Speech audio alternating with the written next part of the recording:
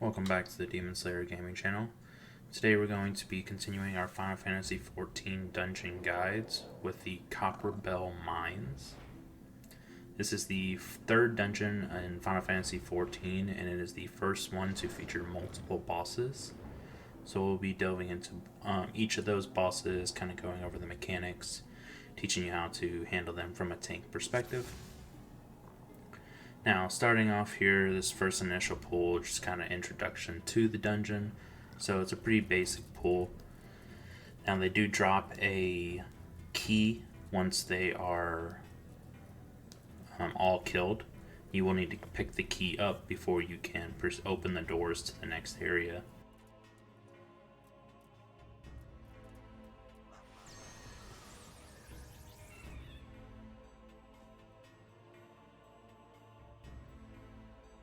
Now, after the sealed blasting door, there is an elevator that you will have to operate the lift lever for it to go down. Make sure your entire party is on the lift before you do this, or they'll have to wait for it to come back up and then go back down again. Just waste time. I like to zoom my camera in so that it doesn't continuously jump up and down, but it's completely up to you what you want to do. Now, for some reason in this dungeon, the trash mobs do have a aggro range limit. So if you pull them too far from their original point, they will reset. So if you don't want to be wasting a bunch of time going back and forth and not getting experience because mobs are resetting, then just pull one or two groups at a time in this first initial area.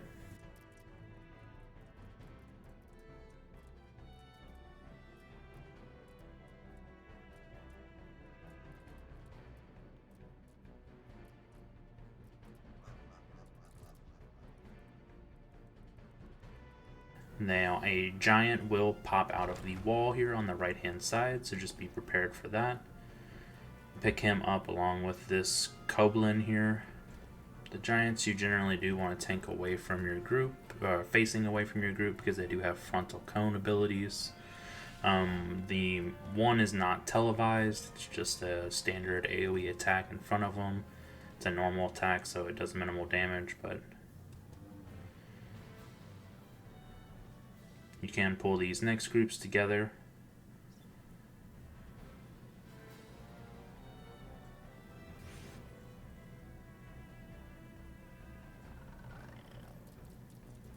Now this is when they start doing AoE attacks in front of them, so make sure you're facing the enemy away from your team, and just make sure to sidestep out of the little cone each time that they do it. It's pretty easy to dodge, shouldn't be any issues, unless you're having major lag issues.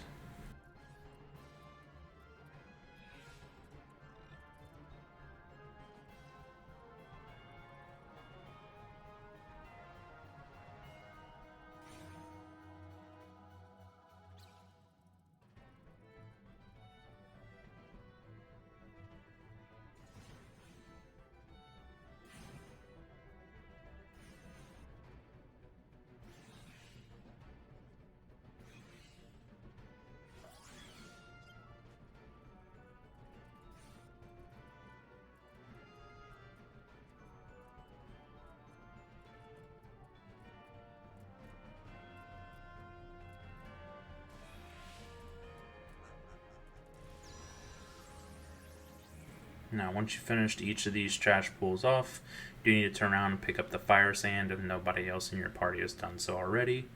It does take 2 of the fire sand to activate the blasting device.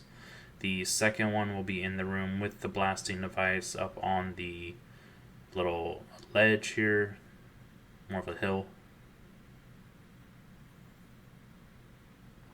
You'll put both those pinches of fire sand in the powder chamber, and then once that is complete, you'll operate the blasting device to blow a hole where that was. And this brings you to the first boss. The first boss is a sequence of normal trash pools that will continue to spawn in designated locations. The first one is where I was standing just a moment ago. The second one is where my party is standing now. And then the third one is up on the ledge that they'll be dropping down on top of you. So I like to position myself where they drop down and just pick up the other 2 groups with ranged abilities. But they all die really quickly, so it's not too much of a concern if they hit your party a couple times. You'll sequence through a couple spawns of these mobs, and then eventually a larger mob another giant will spawn up on the ledge and drop down to fight you.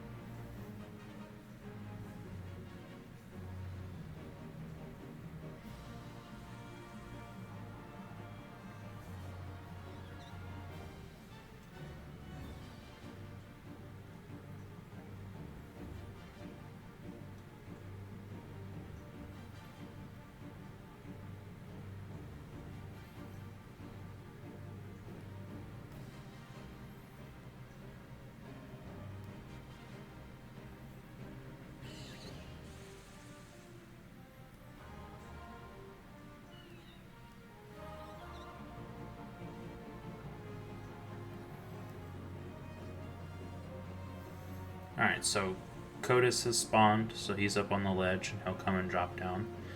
Now he does have an ability that he will use right towards the very beginning of the fight. Its name Immortalize.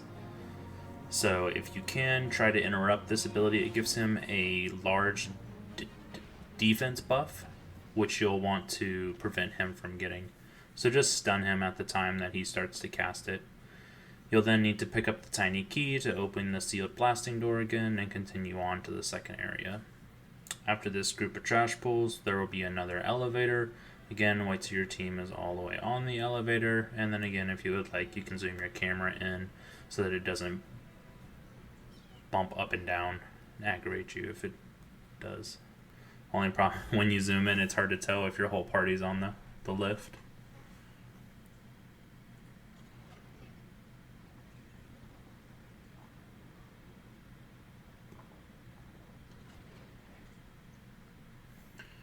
Now this next area does have issues with aggro ranges again, so try not to pull too many at one time. Don't try and get all the rooms together, but you can pull the central unit along with one of the side rooms if you stay close to the central corridor. Watch out for the blasting caps as they do an AoE as they're about to die, so you'll want to make sure you're either stunning them or moving out of that AoE. Each of the blasting caps will also drop a fire sand that you will need to pick up. And then proceed over to the other side. Again, it will be a blasting cap along with a couple more units. Again, stun the blasting cap as it's about to die, that way it doesn't explode. Once you get both pinches of fire sand, proceed back to the middle corridor, put them in the powder chamber, and then use the blasting device. Alright, before you reach the second boss, there will be another pinch of fire sand that you need to grab. And then it's into the second boss's room. The second boss is a giant slime that is actually not damageable by normal abilities, or has major defenses, which makes it not worth fighting, I should say. So the correct way to actually handle this boss by doing the mechanics is by using the improved blasting device in the middle, which summons a blasting cap. You'll pull the blasting cap over to you on top of the boss, and you just give it 5 to 10 seconds. Don't kill the blasting cap, but it'll start its AoE ability. You'll move out of the AoE and then let it hit the boss, which instantly kills it and breaks it into double of what it was. So the first time it blows up, it turns the single boss into 2 bosses. And then the second time it blows up, it turns it into 4 bosses. And then the last time, it turns it into 8 bosses, and it splits the defenses each time. So the defenses, once it gets down to 8, becomes so negligible that everything becomes one-shottable. Now, after the first time the blasting cap explodes, the second time it is summoned, a ad will start spawning along with it that it tries to kill it. So if your whole team just needs to sit there and just kill that additional ad, There's nothing else that they need to do. This is purely a tank fight.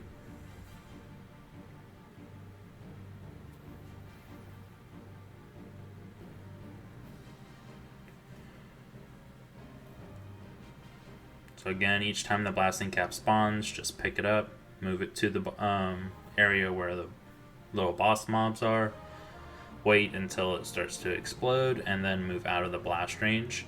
Now, if you do not get out of this blast range in time, it is a one-shot kill, which, as you can see there, I get hit by the self-destruct. I don't know why, as I was outside of the range, but maybe I was having a little latency moment there, or at least I looked like I was out of the range. But your team should be able to just AoE them down, kill them all really quickly, and then get you back up, or you can run back.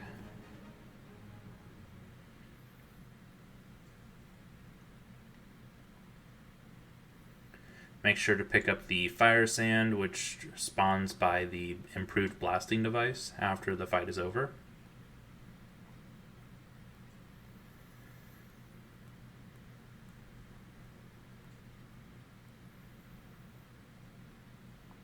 And then again, repeat the process of putting the sand inside of the powder chamber, and then using the blasting device to activate and blow a hole in it. Alright, so the next area leading up to the final boss is a little larger trash pools. Now you can, if you would like, pull this in the area that I'm pulling. Now, I do handle multiple groups at once, as I'm comfortable doing that. Do not feel like you have to pull this large. But if you have faith in your healer and faith in yourself, then go ahead and pull this many. Just make sure to dodge all the AoEs as they're coming out. Try not to turn them to your party members.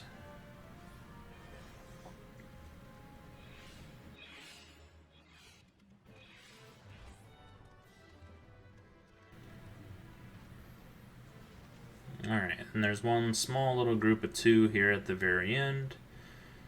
And then we'll get into the final boss.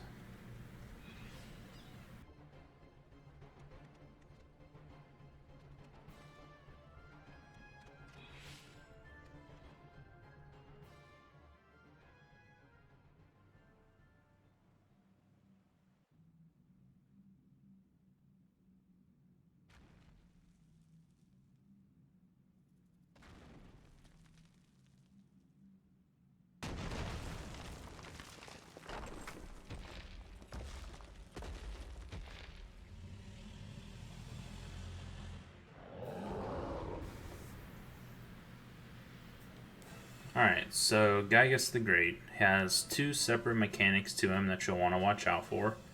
The first one is a frontal cone AoE that he will do every couple of seconds. And then the second one is, you can see on the right hand side of my screen there's a boulder with a level question mark. There's also another one on the left hand side that he's going to run to right now. When he reaches about 80% or 75% of his HP, he goes over to the boulder, hits it 3 times to break it, and this starts spawning additional adds. Those adds will run from this entrance over to the other boulder and start trying to break it down to spawn even more adds.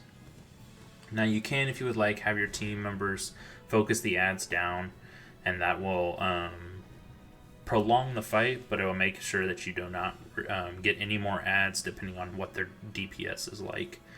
You can also, due to the low DPS of the additional adds, it takes them quite a while to break through the boulder over there, to either split the party and have one person killing adds and then the other person focusing on the boss, or just have both of your DPS focus on the boss and kill him before they even spawn additional adds.